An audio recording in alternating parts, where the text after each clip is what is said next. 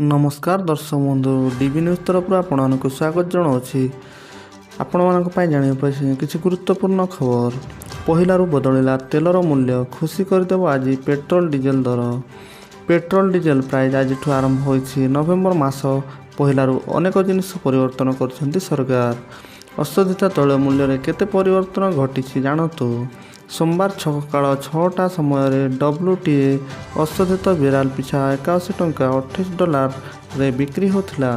एसहित brand अशोधित बेराल पिछा 87 टंका 41 dollar रे बिक्री करा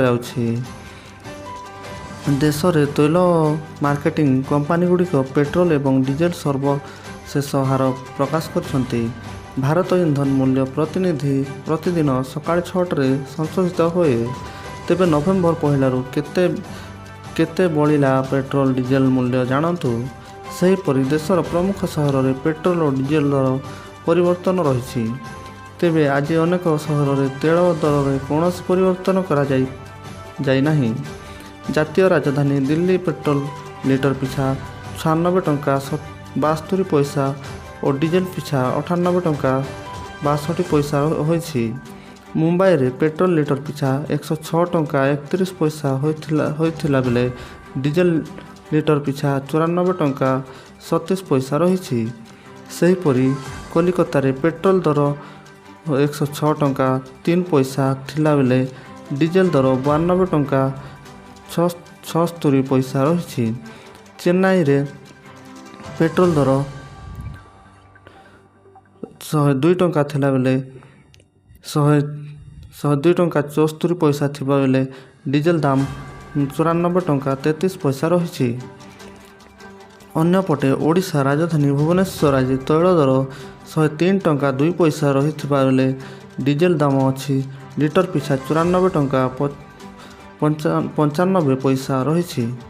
केमिति जानिबे आपण सहर केते अच्छी दाम पेट्रोल एवं डीजेल दाम आपण SMS माध्यम जानी पारिबे।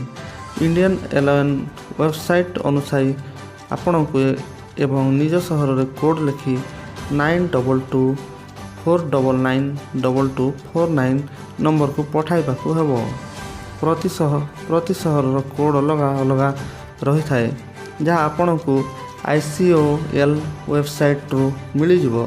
प्रतिदिन 6टा बेले बदलिबा मूल्य सूचना मुताबक प्रत्येक दिन सकाळ 6टारे पेट्रोल एवं डीजेल दाम परिवर्तन होता है।